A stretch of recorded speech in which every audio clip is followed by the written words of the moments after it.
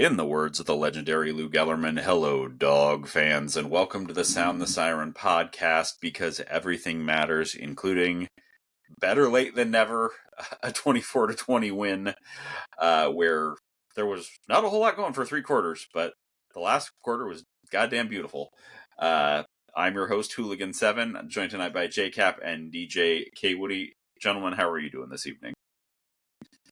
Good. Great. Doing a lot better than I would have been if they hadn't pulled off that comeback. So I know, right? We're doing good. Yes. And you guys y'all might be able to tell, but I'm about as congested as Seattle traffic is going to be on Friday night, with the Mariners and Huskies basically playing concurrently. So that's fun. We're, of course, a proud member of the College Huddle. Please check out thecollegehuddle.com and all of the other podcasts in the College Huddle network, including the Big Ten Huddle that the Darker Knight appeared on last week. We are, of course, on YouTube and social media everywhere at Sound the Siren UW.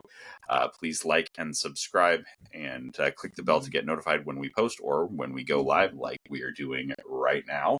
But without further ado, I think we can kind of skip stupid tweets and Husky Couture and get right into, we got to do beverages, but we'll do beverages and then we'll get right into our Maryland recap. We're probably all on the same beverage, I would guess, since you guys are sick and I'm drinking water. Oh, yeah, for sure. Excuse me. At least sneezy. Going in and coming out. Yeah, just water for me.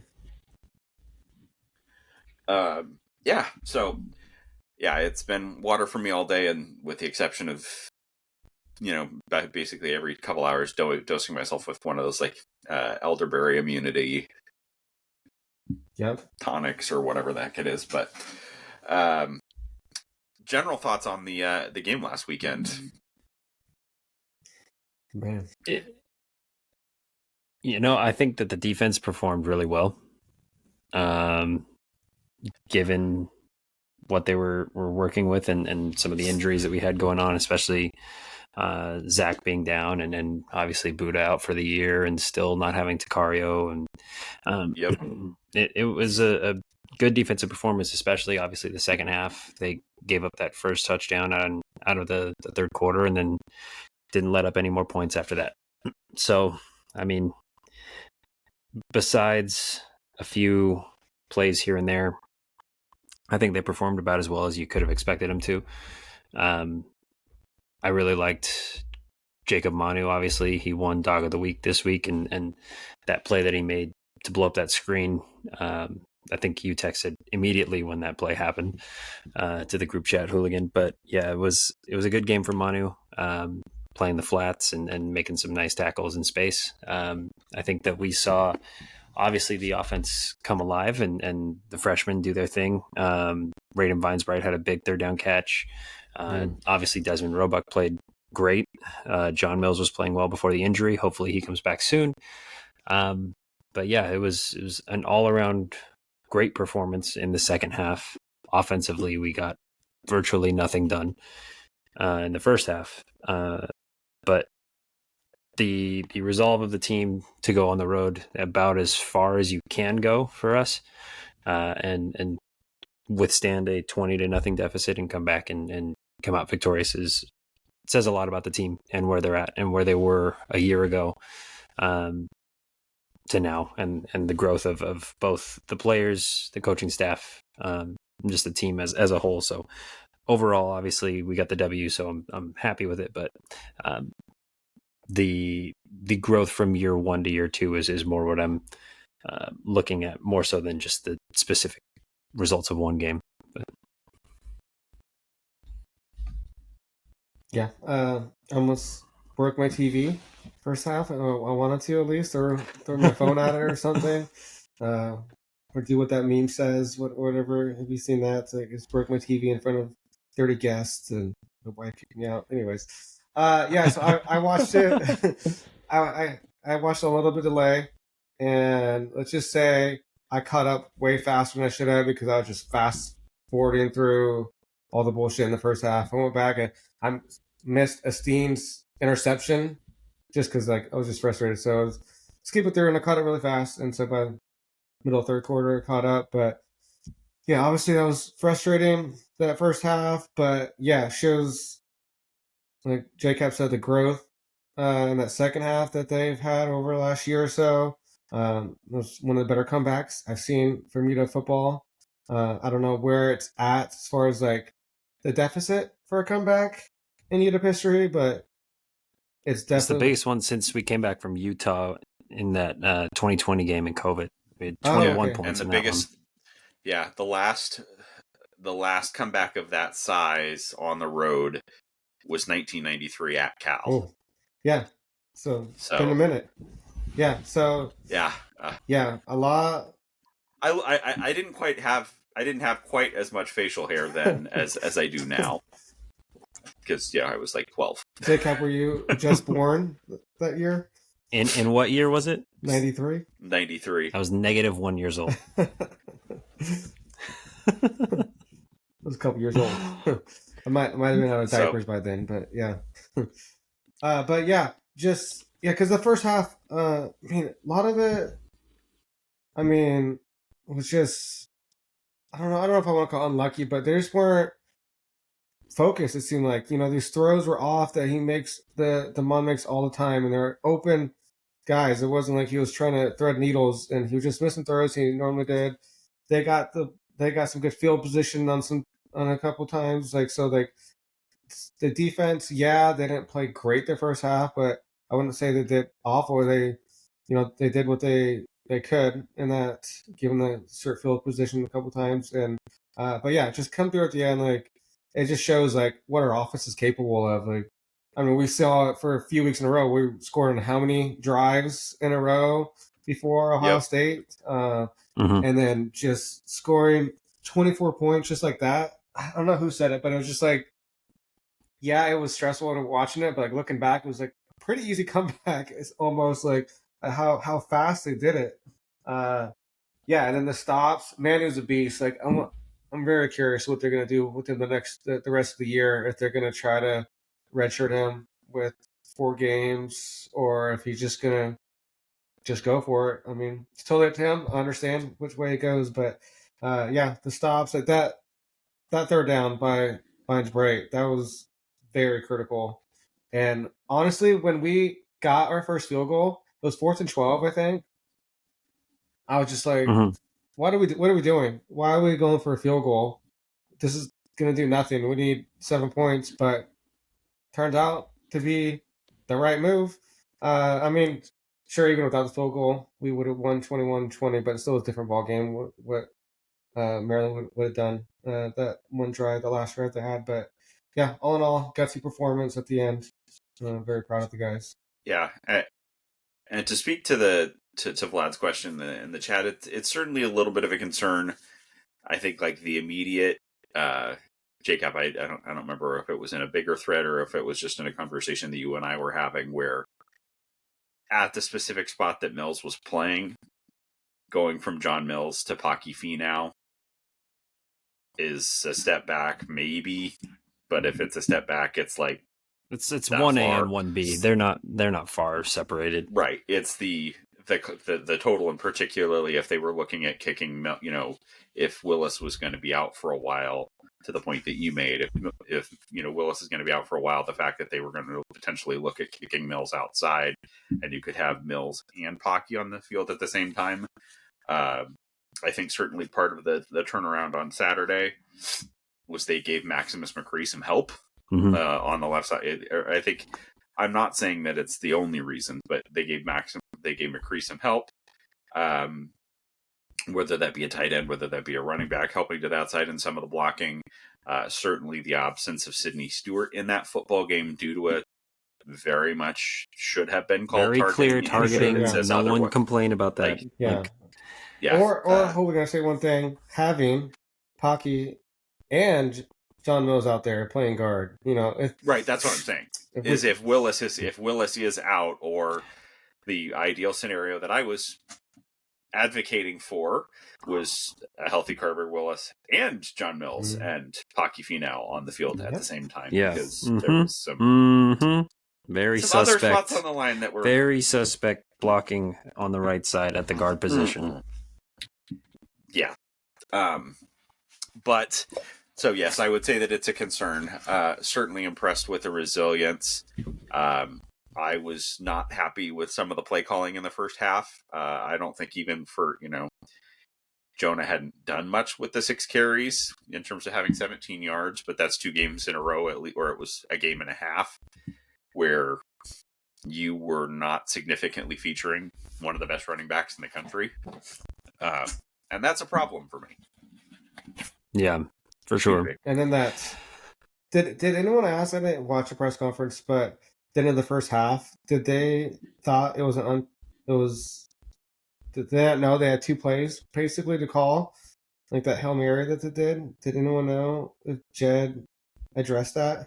You know what I'm talking about? Like with 12 seconds ago, we threw Hail Mary essentially, but we could have ran 2 plays, and it seemed like they thought we didn't have enough time. Yeah, I didn't hear anyone ask that either at the post-game press conference or during the week. So I don't know if that actually did get addressed, but yeah, I'm just going off of Hooligan mentioning play calling, and we know who calls plays. So that was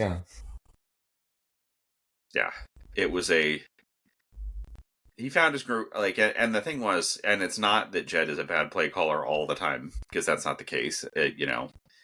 He gets in rhythms, and he was certainly money in the second half, but it was also when DeMond was out of sorts, we started running Jonah more to my view, we started running Jonah more in the second half, and we were doing more of the screen game and more of the things that were easy to get DeMond into a rhythm where he felt comfortable. And then you see 30 plus 40 yard, just absolute dime to Desmond Roebuck. They cut that to a 3-point game.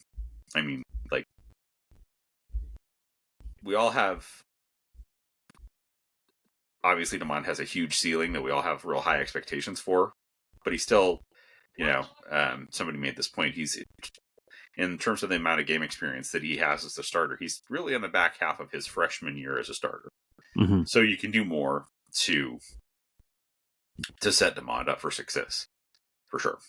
Yeah, and I mean, I can't remember if it was Darker Knight or Hood in the group chat during the game, but you see a lot of, in the second half at least, Jed calling plays to get DeMond out of the pocket and move the pocket for him, as opposed to calling plays where he's going to have to stand in the pocket and try to scramble and step up into the pocket, and it kind of takes away his rush lanes and his passing lanes, obviously being not the tallest of quarterbacks, having to step up into the middle of that pocket. But you could see once he was able to move outside and actually use his legs to his benefit and to the team's benefit, that it was way, way, way more effective. So, I mean, you want to give him those opportunities earlier in the game to get him into rhythm, as opposed to try to expect him to play within what you want him to do in that scenario. Yeah, and also briefly to climbing the pocket is not a bad thing most of the time. But with some of the guard play we were seeing in the first half, he was climbing the pocket, right? Or certainly against Ohio State, climbing the pocket right into, oh, crap. Yeah, I mean, especially against Ohio State, climbing the pocket right into Arvo Reese and Sonny Styles was yikes. But yeah, I mean, he rolled out and they moved the pocket for him, and they hit chunk play after chunk play after chunk play in the second half of this Maryland game. And it just makes me wonder why we don't start with that and then force teams to defend that and then use DeMond's legs off of those instead of the opposite. Yeah, where they're trying to spread out and go to the sideline, and then that opens up the lanes in the middle. Right, exactly. For him to escape if he climbs. Yeah, that's a great point. Anything else that you guys have to say before we award a couple of purple helmets and move into our big predictions? Yeah, the one thing that I will say about DeMond too, or one of the other things I will say about DeMond, is we saw on a couple of occasions, both in this game and in the Ohio State game, is conversion downs. They keep trying to take shots. In the first quarter against Ohio State, they tried to take a shot on a third down, and they had Jonah wide open in the flat. This game, on the fourth down that they try to take the shot to Denzel in the end zone, Omari Evans is running by himself across the middle and right at the sticks, and for whatever reason they're trying to take chunk shots down the field when they have a very easy conversion. I would like to see them take those, like to see Damon see the field a little bit better and take those, and trust that his guys are going to make the play, and trust that he doesn't have to be the hero. It's like all you have to do is convert and live to see another down instead of taking yourself off the field in those situations. So he's obviously, what was it, like his 6th, 7th start? So he's going to grow, but that's one spot that I think he has a lot of opportunity to get a lot better. Who did he throw that one in Ohio State game when Jonah was open? Who did he throw that one to? He ended up getting sacked on that. Okay.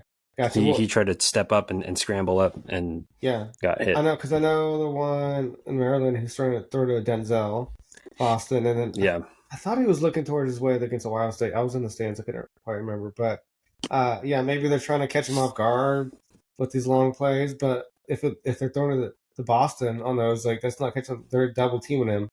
It'd be surprised. Nobody's surprised that we're throwing to Denzel Boston. You're gotta have it down on a conversion down that you're going to go to your number one receiver. I mean, you have your Heisman candidate running back open wide by himself, and then you have your wide receiver 3-4 that's by himself. It's like, just take what they give you and move forward. Yep. Yeah, and one last thing I'll say is just credit to the players again, because honestly, it looked like they were quitting too, like in a way, like third quarter, but they dug themselves out of it and they just pushed through, and then they got their confidence back, and then they just let loose after that, and obviously come back to win. So shout out to the players for and shout out to the media team for that cinematic recap they did. Oh yeah, that was, you could see that awesome. The energy on the sideline coming out of the second half was crazy. To your point, DJ, they looked like they wanted to quit at the end of the first half, but then coming out of the second half, if you watch that recap video, you could see that energy was definitely there. Guys like Devin Bryant getting the team riled up in the locker room, and Coach Fish's speech to the team was pretty good too. So that was awesome. You could see the energy was definitely there. And maybe saying quitting, they wanted to quit, was a little too harsh, but it definitely looks like they lost confidence. But in that first half. Yeah, agreed. All right, let's start on offense. Purple helmets. Well, I got first. DJ, we'll let you go first on this one. You can't, and nobody can. Nobody's stolen one from you. He may not have been the best player out there, but Roebuck, like he came through huge, and just being a freshman, underrated recruit out there doing what he's doing. I don't know the stats right in front of me, but I'm guessing he's their second leading receiver on the year. For sure, probably wide receivers. He came up huge. That was not an easy catch. A touchdown was a great route, great throw. So that's definitely my purple helmet for offense, because we wouldn't have won that game without him. Yeah. He's currently at 14 for 223 and 2 touchdowns. Yeah, second to Den. So Jonah actually has more catches. Yeah, that's probably. Well, it's kind of a tie because Jonah and Desmond have the same number of yards. Jonah has 5 more catches. So we have found him out of the backfield a little bit, but just situationally is where we're ready. Just a touch. But JCap, how about you? Yeah, I mean, I got a couple guys that I would like to go with, but I think the one that I'm going to go with for what it means for the rest of the season and the next couple of years is Decker DeGraff. I think he had a really good game. His best game as a Husky. And him building that chemistry with Damon. I mean, we haven't gotten the tight ends involved too much in the passing game over the last couple of years. Decker definitely had some big plays last year, but it was a couple were broken coverages and that kind of thing. But to see him actually make plays consistently throughout the game against Maryland was really cool to see. And then also him being really effective blocking for Jonah's touchdown run at the end of that game to go ahead was big too. So I'm going to give mine to Decker. Yeah, and so adding to that, saying his best game as a Husky, and he did it without scoring a touchdown, which says a lot in a good way. Yeah. How good he was out there. Yep. Well, certainly for the second half performance in that instance, and Decker was going to be where I would go because that was huge because a number of those catches, either got us into, advantaged yardage situations where we had, a second or third and short, or we're picking up first downs. So certainly, a big game from Decker, but for the resilience from what had probably been DeMond's worst half as a Husky to come back and go guns blazing like he did in the second half. Yeah. DeMond Williams. And we got to see the legs a little bit like a more extent, I think it was probably a 20 or 30 yard carry to see what his speed can do truly in the open field where he's starting and there was a couple of options. If the blockers had been in a little bit different positioning, he could have cut that. There might have been a chance that he could have cut that back inside and scored. That's not a criticism of DeMond. Like I'm saying, I don't think the blockers were quite in the right position on the field. I'm not saying that they were in the wrong position. It was just a circumstance of how that play happened. Right. But slightly different scenario, and he takes that to the house. So flipping it over on the defense, I'll go first, but I will not be a jerk, and I'm going to actually. I'm a secondary guy. Bryant. Oh, okay. I'm gonna go with both Bryants. I think both of them. Again, I think we've seen progression, and they're both so young players. I think just in general, and what I will say is just a general shout out to the entire team for open field or tackling in the perimeter game was really, really well done, and not letting Maryland when they were trying to get it going again in the second half. Yak was not happening. So right. DJ, go ahead. JCap. All right. Yeah, go ahead, DJ. I think the kind of obvious one is Jacob Manning, but I'm gonna go with someone a little different. I'm gonna say Ontario Thompson.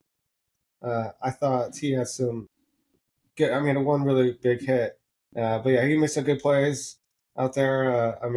Second half, the defense wasn't out there a lot. But yeah, I thought he made some big plays. But when they were out there, they were doing their job. Exactly. Yeah.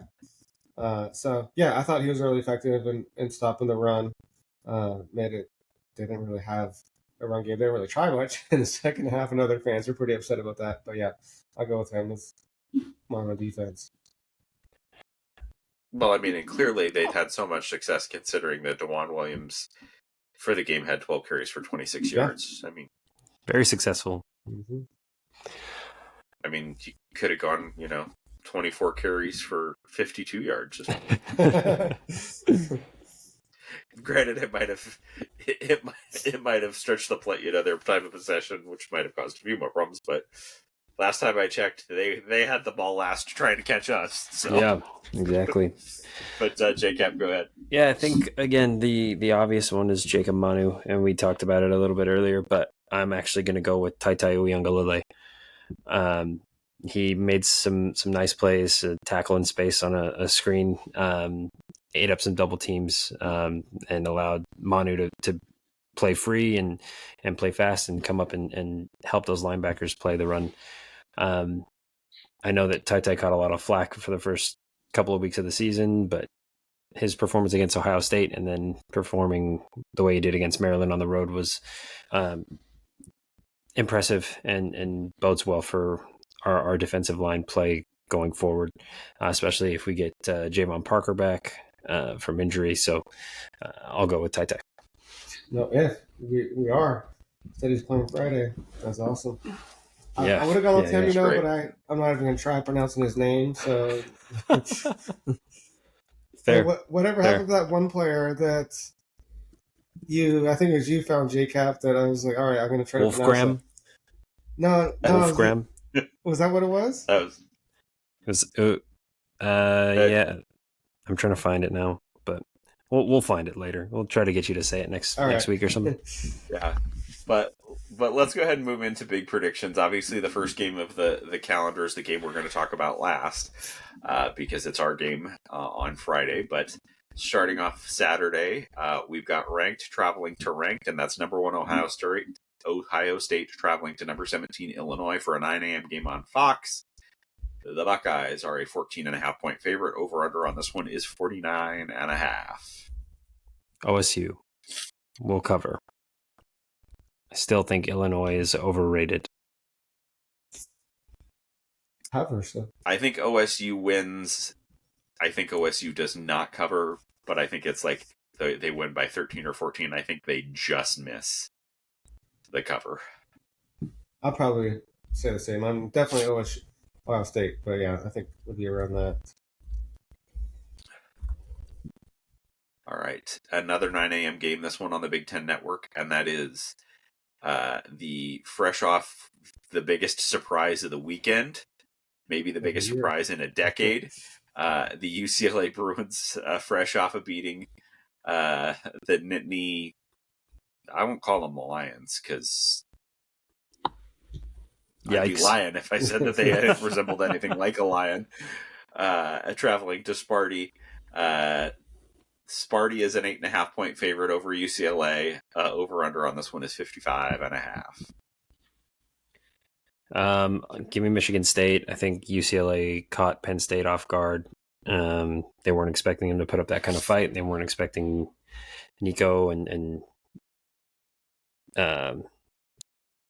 Neuheisel to put up that kind of performance, and nobody was. So they definitely caught them sleeping. So I mean, I'll take Michigan State. They're not going to make that same mistake. Yeah, I'll go with Michigan State too, but yeah, I don't think Michigan State. I'm going to go with Michigan State, but I don't think they cover because of the Childs. Hey, other team, have the ball. Yeah. The Childs turnover problems are real, but how is he not gotten better at that? Second year, I don't know. Yeah. You would think that Jonathan Smith would have him playing better, but the very, very, very interesting game on Saturday. Number 7 Indiana at number 3 Oregon. 12:30 on CBS. Ducks a 7.5-point favorite. Over under at 55.5. I mean, this is pretty easy choice. I think Oregon wins, and I think they cover. I think the 7.5 is pretty low, and I hate to say this, but I'm not picking against Oregon for the foreseeable future. Like, their schedule, for one, is too easy. If looking at the rest of the season, and also they're good.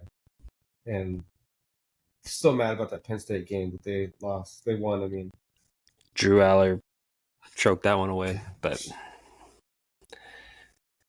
I'm torn because I really don't want to pick them, but I think I might.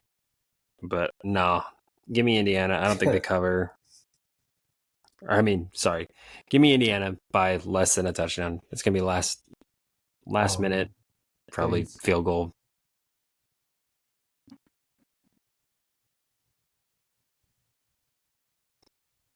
Oh, he's thinking. Yeah.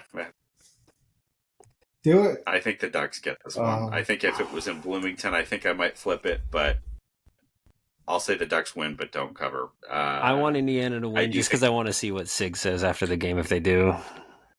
I do think it gets to the over. I think this game is, I think they're as good as the Ducks defense is, and I think it's good, and I think Indiana's got a good defense. No, actually, I'm going to take the under, but I think Oregon wins. But I think Oregon wins by a touchdown. Man, when was the last time we won a game and Oregon lost that weekend? When we didn't beat them, like, I feel like it's been so long since I had to get to enjoy that. Obviously, it's better when we beat them because it's just even sweeter. But yeah, it doesn't happen. It sucks. 2022. Did it happen? Did it happen that year? 22. I don't. Yeah. Because they lost to us and they lost one other game. But did we? I don't also remember win who that they weekend? lost we, to that we probably had a bye.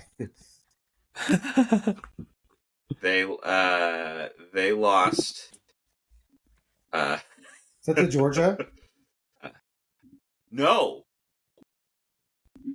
you're forgetting like 26 straight runs. Oh, the Oregon State game. Yeah. The Oregon State game. That's right. How could I forget?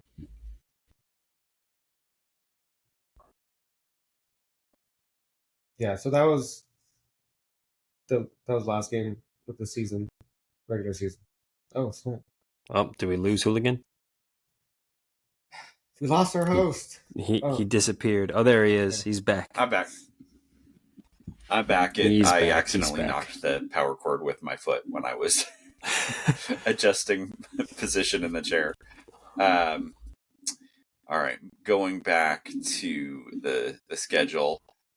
Speaking of the Nittany Cubs, Nittany Kittens, they're being visited by the Northwestern Wildcats at 12:30 on Fox Sports 1. Penn State is a 21.5-point favorite, over under at 47.5. Northwestern has the opportunity to do the funniest thing of all time and nail them into the ground. It won't happen. God. And but Franklin it will would get be fired if that happens. Yeah, absolutely.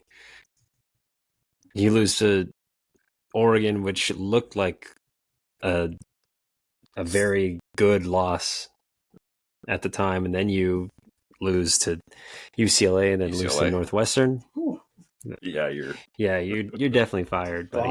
But he won't lose to Northwestern. I don't think it's possible. He's not fired. It's I'm gonna pursue outside opportunities and find another job. That's the Charles Huff of last year from Marshall to Southern Miss. Yeah, it was going a certain way and get out ahead of it. Yeah. Although it's working out pretty well for Southern Miss and Charles Huff. So the line is pretty favorable. Yeah. I'll say actually no, that they have a lot of confidence in Penn State with the 21.5 after last week. Yeah. I'll take Penn State. I don't think they cover, but yeah, I think they win comfortably. Could you imagine, even if there's no way they lose? Sorry, there's no way they lose this game, but if it's like a close game in the fourth, that's going to be so painful. That would be embarrassing, dude. If they win by a touchdown, you would have or 111,000 people again shouting "Fire Franklin." Yeah. If they win by a touchdown or less, that's going to be hilarious. Yeah. 12:30 on the Big Ten Network. Nebraska at Maryland. Nebraska is a 6.5-point favorite, over under at 48.5. Give me Maryland. I really like Malik Washington. It was kind of infuriating to watch him make so many plays against us in that first half. But I really like the way that he plays, and I think that he is going to be good for a long time. So yeah, give me Maryland. Yep. Well, Nebraska's been struggling in pass protection, and Sidney Stewart is a good one. So I'm going to agree with you. And I think they're going to give Baby Kermit some issues.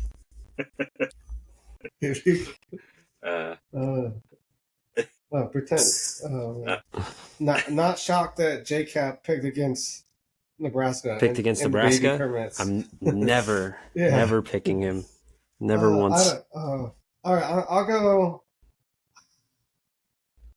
I was gonna go with. I'll stick with Maryland. I won't be different. That's who I was gonna go with to begin with. But yeah, give me Maryland.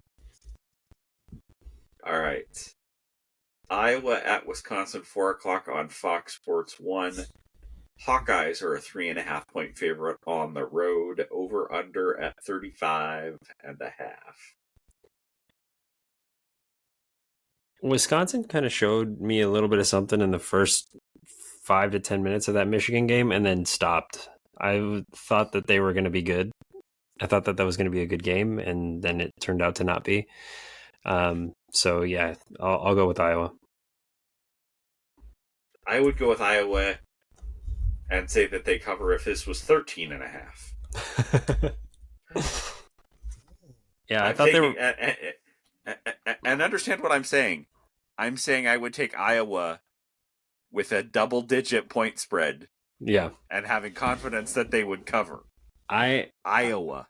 I watched that first couple drives of the Michigan game, and I was like, oh, maybe Wisconsin's going to turn it around. No, Is that your lack of confidence in Wisconsin, or are you pretty high in Iowa too? Hooligan on like it's my your lack of confidence in Wisconsin. okay, yeah. Oh man, yeah, Wisconsin's trash. So give me Wisconsin. I'll pick them. I have no confidence in this, but just because I got to be different on one of these at least. You gotta make up some games here, buddy. I know, You I were have first to. and worst. Yeah, am I still worse? Probably. Oh damn. No, you're up 2 games on Hood and Darker Knight. And moving on to a 4:30 game on NBC, and that is number 15 Michigan traveling to USC. The Trojans are a 2.5 point favorite, over under at 56.5. Give me Michigan. Justice Haynes is the truth, and Bryce Underwood is him. I don't like being so high on the, not Washington, but this is shaping up to be a pretty crazy matchup with Justice Haynes and Bryce Underwood against Damon and Jonah a week from Saturday. I really like both of these teams right now, so give me Michigan.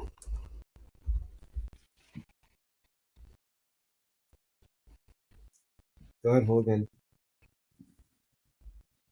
Ooh. Fight on. I think it's close, but I think Michigan is starting to rebuild a really, really good defensive unit. But I do think Mekhi Lemon and Jacoby Lane, who's healthier, are special. They've got the ability to be just as explosive as Justice Haynes is in the running game with Waymon Parker and Eli Jordan. I think the key here is if Mayava has a couple of turnovers, obviously I think this is going to go Michigan's way.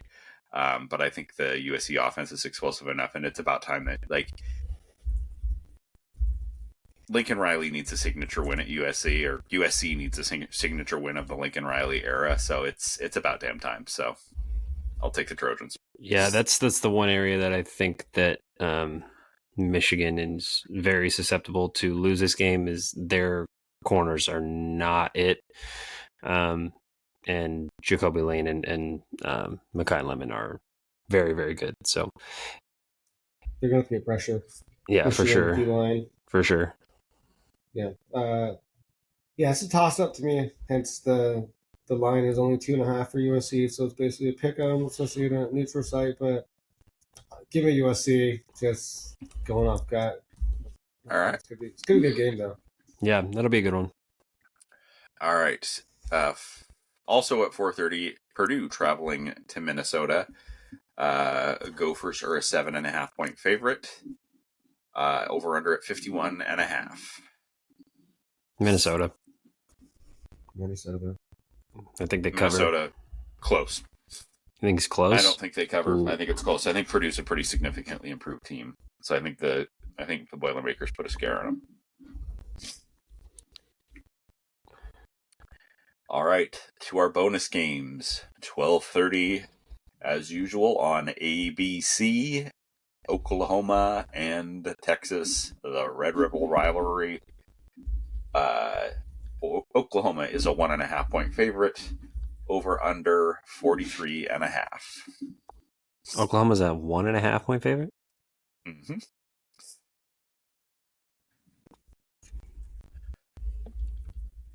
Give me Oklahoma.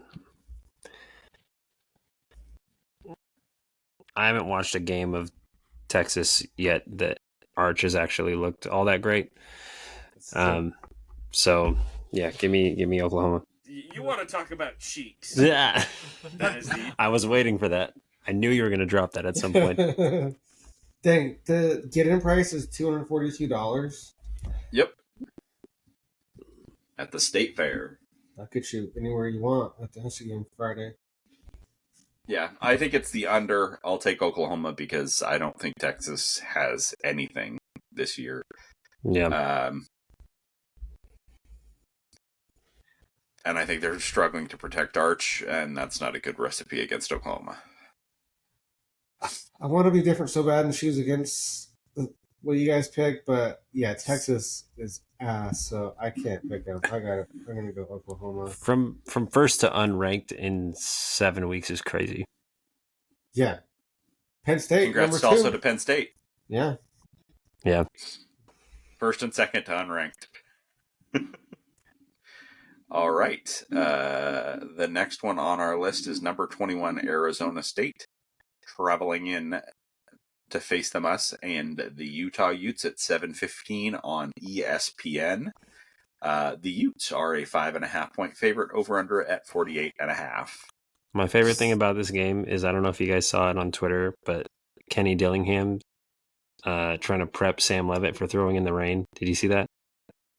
He was standing behind him with the water bottle. That was the funniest fucking thing I've ever seen. No. He's just squeezing the water bottle on Sam Levitt as he's trying to throw the ball. It was really funny. But I will take Arizona State. Ooh, I'm gonna go Utah on this one. They're at home. Forks up. Oh, let's go! Yes, I'm gonna gain a game here. Possibly. Maybe. And then finally, number 18, BYU at Arizona, 5 o'clock on ESPN2. BYU is a 1.5-point favorite at Tucson, or at Arizona Stadium down in Tucson. I'll go first on this one. I'll take Zona. Hey. Yeah. Can we both lose? I'll take BYU.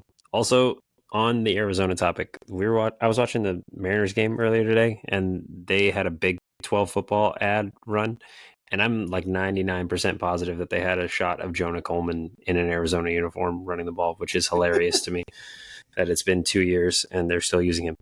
But yeah, give me BYU. That's funny. Man, that's also wild that Arizona's 4-1. Right to them, I guess. Probably play no one, but 4-1 is 4-1. Yeah, I'm gonna go with JCap. I'm gonna go with BYU, unfortunately, but not confident. DJ's picking the state of Utah this week. Oh gosh, that's crazy. We should do a bonus game and pick Ole Miss and Washington State. Just kidding. Give us all, give everyone a free game, a win, yeah. Free space. Closest to Ole Miss's margin, closest to Ole Miss's actual margin of victory. Yeah, closest to the pin. I'll take 48 points. Yeah, right. Give me 52. No, I'm just kidding. No, maybe actually 67. Oh God. All right, but moving on to the main course, 6 p.m. on Fox Sports 1 on Friday. It is the Washington Huskies playing host to the Rutgers Scarlet Knights. Dogs are a 10.5-point favorite, over under at 59.5. I actually like the over in this one. Yeah, I do too. My keys to the game, I'll jump in and go first. Rutgers has gone from a team that likes to run the ball and play defense to a team that will throw it all over the yard, and they do it well. It's going to be a big game for our secondary, matching up with Ethan Kaliakmanis throwing to KJ Duff, Ian Strong, and DT Sheffield. Yeah. Big key to the game to me is the play of Leroy Bryant and Rashawn Clark in the slot against DT Sheffield. They've got a running back who runs it pretty well, that we need to, kind of keep contained and not let break through to the second level. Blanking on his name at the moment. Antoine Raymond? Yep. He's got some speed. He's got some burst. So that's something to keep an eye on. But ultimately, I definitely think that the Huskies do. So I will say that I'm going to, without getting to our score prediction yet, Huskies are going to win this football game. Yeah, I would agree with all of that. I think that I'm really interested to see how the cornerback play shakes out here. Because it does sound like, I mean, it's been sounding like for a little while that Takario is going to come back, but Jed sounded a little bit more emphatic about Takario playing. Same with Ryan Walters in his press conference, sounded like he's expecting Takario back. But at the same time, Dylan Robinson's been playing pretty well, and it's going to be hard to keep him off the field after what he's shown the last couple of weeks against some pretty good competition. So interested to see how that all plays out. But definitely, like you said, a lot from Leroy Bryant, a lot of Rashawn Clark. I do see Rylan Dillard-Allen getting played a lot in this game, being deployed against DT Sheffield as well in the slot. But overall, I think I agree that it's just going to be a little bit too much from Washington on offense to make this really all that competitive. I mean, I could see it probably being close for a quarter and a half, and then I think in the second half we'll kind of open it up. So yeah, I think Washington wins this game. One thing that I really want to see from us this week is to put a stop to the onslaught of pre-snap penalties from the offensive line. Yes. False starts, illegal snaps, legal procedure. It's getting really old to see the team get into the red zone 2nd and 5, 2nd and 4, and then have to turn it back into 2nd and 9, 2nd and 10, 2nd and 12 because of pre-snap penalties on the offensive line. So if we can get one thing from this game that gets better, I want to see the offensive line stop pushing the offense back time and time again. We had a holding penalty in the last game that pushed us back off after, I think it was like a 15-yard gain that ended up being a 10-yard loss because of a Max McCree holding penalty. So pre-snap penalties within the game. I just want to see the offensive line actually help us move forward instead of moving us backwards. Yeah. Yeah, that's a good point with the pre-snap penalties. Yeah, my other keys is starting off strong and not having a slow start, especially on offense. We can't have first 2 or 3 drives come out with no points or only like 3 points even. And then, I mean, shout out to the Mariners for losing today because the crowd will not be as big on Friday than what it could be, or even as loud, because there might be some people distracted with the Mariners playing at the same time. So they're gonna have to bring their own energy, or bring some more of their own energy, because maybe the crowd won't be as into it. So, and then also my other key is getting stops on 3rd and long when we need to, because our defense is pretty solid, except when it comes to 3rd and long, we tend to give up those big plays in those situations. And if we're able to stop those at a reasonable amount, then I think we can win pretty easily. But we gotta step that aspect of the defense up. Yeah, for sure. It's really frustrating to see us put teams in 3rd and 10, 3rd and 12. Yeah. I think there was a 3rd and 17 at one point. But it's really old. I know. To see that happen. But also to your point about starting fast, I mean, we only started fast on offense against UC Davis and Washington State this year. We came out first game of the season against Colorado State, sluggish on offense at first. Mm-hmm. And same thing with obviously Ohio State, and Maryland was terrible as far as first half offensive performance. So definitely agree with you on getting involved or getting the offensive going first thing this week. Yeah, and I think I said it in one of our group chats. Like, it doesn't matter how good your defense is or is doing. If you can't get that stop on 3rd and 15, it's not going to be good. It's not going to get the job done. If we're going to do that, we can do as good as we want from first to second, but if we're still going to get first downs, you're not going to win a lot of games in the Big Ten giving up 3rd and long consistently. Yeah, very true. All right, bold predictions. I would like to say my bold prediction cashed last week.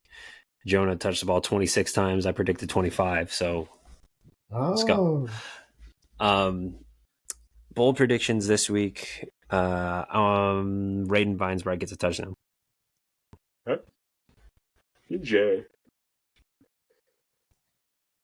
Go ahead, Hooligan. Do you have one? I do. Go ahead. I'm still thinking. Zadrius Rainey Saleh records a sack. Oh, first game? I would love to see it. Or can I hedge it? Sure. Records a sack or causes a turnover. Causes or creates a turnover. There you go. Or both. I don't know. This is nothing crazy, but give Sack me fumble watch. Me? No, I'm saying ZRS gets sack fumble and cashes both of those. Yeah, that's awesome. Him and Javon Parker coming back. Mm-hmm. That's great. I'm gonna say, give me Decker DeGraff 2 touchdowns. He was touchdown machine last year. I like it. He's yet to get one this year. Am I? No, he doesn't have one this year yet. Yeah, so. Our only tight end touchdown so far this year was Kate Eldridge on a dive. Yeah, that's right. Dive. Yeah. All right. Purple helmet on the predicted purple helmet on the offensive side for this game. Well, it's easy for me. What I just said. Decker DeGraff. He's going to score 2 touchdowns. That means he was a crucial part of the game. So I'm going to stick with that. Well, I had said last week that I was going to keep giving it to John Mills until he gave me a reason not to, and getting injured is a reason not to. So, yeah, I'll go with Jonah. I mean, it's hard to pick against Jonah. I mean, he's kind of obviously him and Demond are the engines that run the offense, and if they're having good games, obviously the team's going to be winning. So, I'll go with Jonah. I think this is a big game for Denzel Boston because that defense is bad. They do not have the corners to play with Denzel, and Denzel's going to make them look foolish. Yeah. All right, flipping it over on the defense. Give me Ephesians. He's going to get an interception. He's going to actually catch the ball. Okay. Did he intentionally drop that? I think so. With the interception last week? I hope so. Because if he did, that was very smart. If he didn't intentionally drop that, then that's embarrassingly bad. Yeah. Well, but I mean, like the hands, like it looked like he had it, and like that he almost like. Oh, okay. Because that was so smart. If he did. Yeah, for sure. But yeah, I'm gonna go with him. Go ahead, Hooligan. I'm thinking.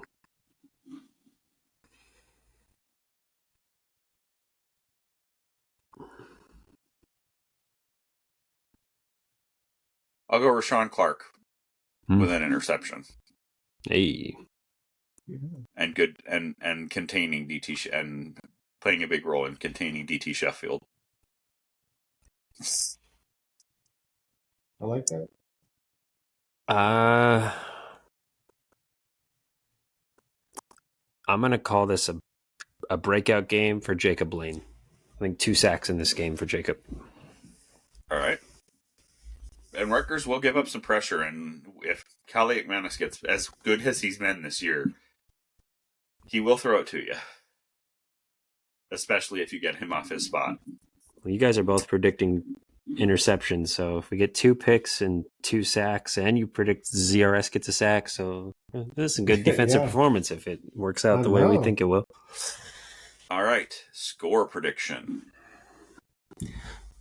What do you say? We're a 10.5 point favorite?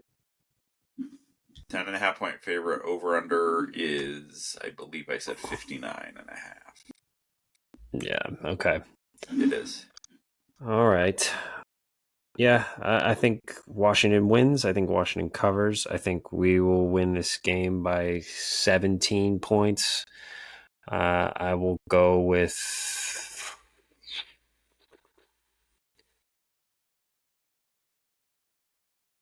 Yeah, I want to say 37-20, but that would be the under. But give me 37-20. All right, it's It's very close to mine. I'm going 38-24 Dogs. 45-27. There you go. 45. That'd be great. They do not have a good defense.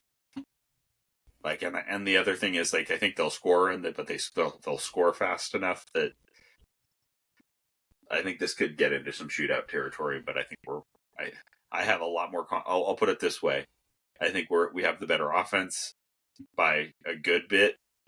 I think we have the better defense by a lot. Well, how's the weather going to be that day? I haven't looked. That's a good question.